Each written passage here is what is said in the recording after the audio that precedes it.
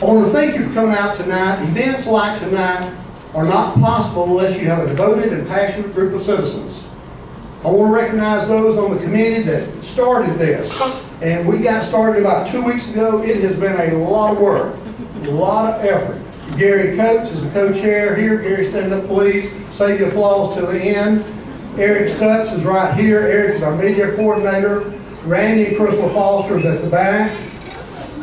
Doug Cheatwood, raise your hand, Doug, stand up. Doug is right here. Doug's been a community strong leader in our community for years and years and years. My partner in my business, my wife said, make sure you say in your business. My partner, Bobby, please stand. Bobby has done a great job of being on this committee with us. Is there anybody else I've left out? My wife, Rita.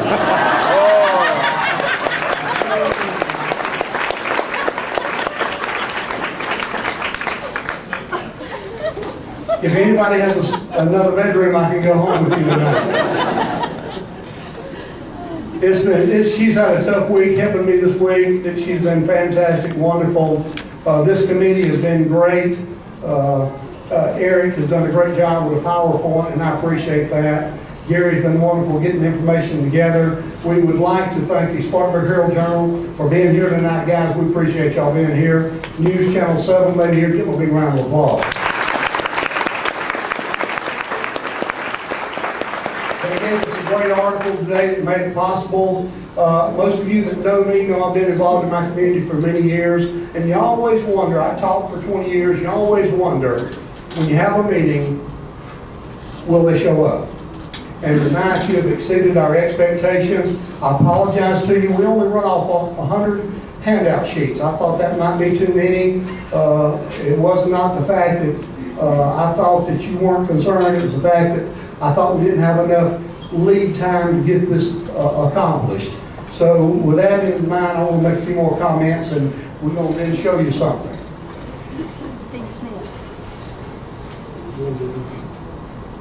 Steve Smith is going to come now and read a letter to the editor. Steve and I taught for many years together. I'm not supposed to say he taught 34 years because he's only 29 years old. But I called Steve Sloman in the barbershop and I said, Steve, would you come and share that letter with us tonight? He called me back and said he would. It's epitome. Steve's well respected in our community, was a great English teacher, one of my toughest subjects, but I appreciate him being here. My bedrooms are full. Just to clarify things.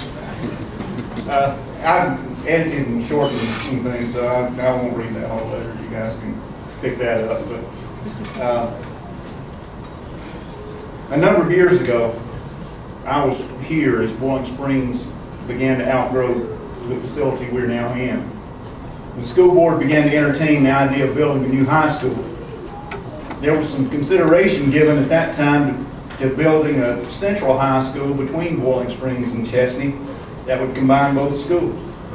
The board decided that maintaining the autonomy of the two schools was more important than combining them and losing the community ties that existed with each. It was a good decision, and both schools have benefited. The board continues to provide excellent opportunities for instruction for the two schools, and sometimes it's hard to maintain that balance. But think of how much harder it would be to maintain the balance between 4 high schools. The more that individuality is constricted, the less effectively will a school be able to build on the participation from the community. Can you imagine attempting to make Burns and Woodruff compatible schools? There's a difference. You lose the community spirit when that begins to happen. Bigger is not necessarily better when it comes to managing a complex educational system. A business approach to education, where decisions for mega districts are made by people who don't understand the needs and nuances of a given community, is doomed from the start.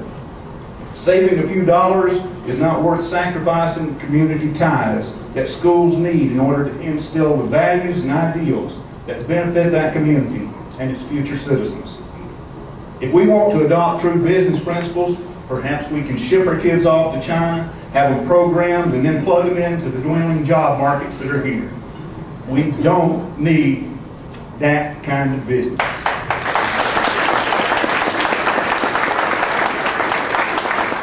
We don't need for our kids to become clones of a system, and we don't need each school to become an exact replica of another. I hope we can keep that from happening.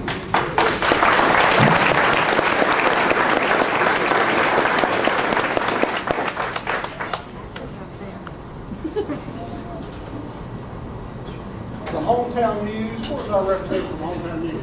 Right here, give them a round of applause. There it is.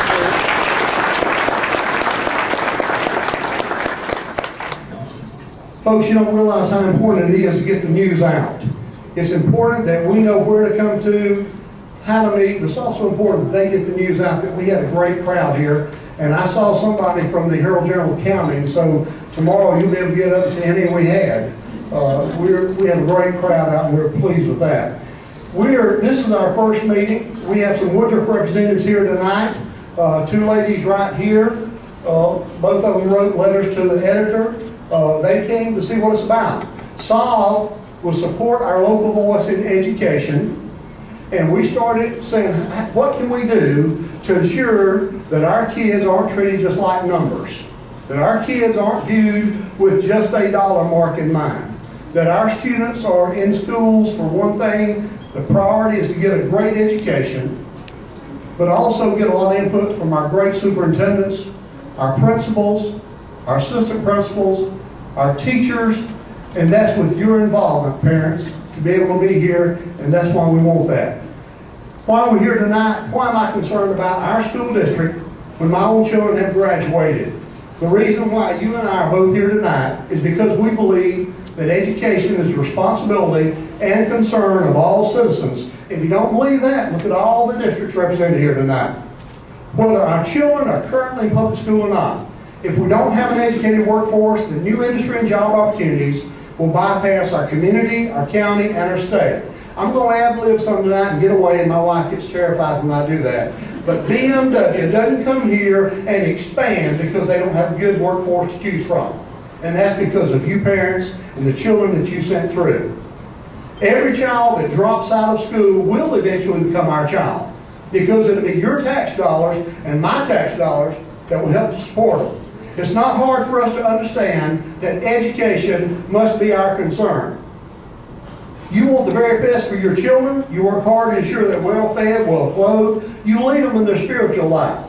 You take them to the best doctors you can find. You teach them responsibility and character.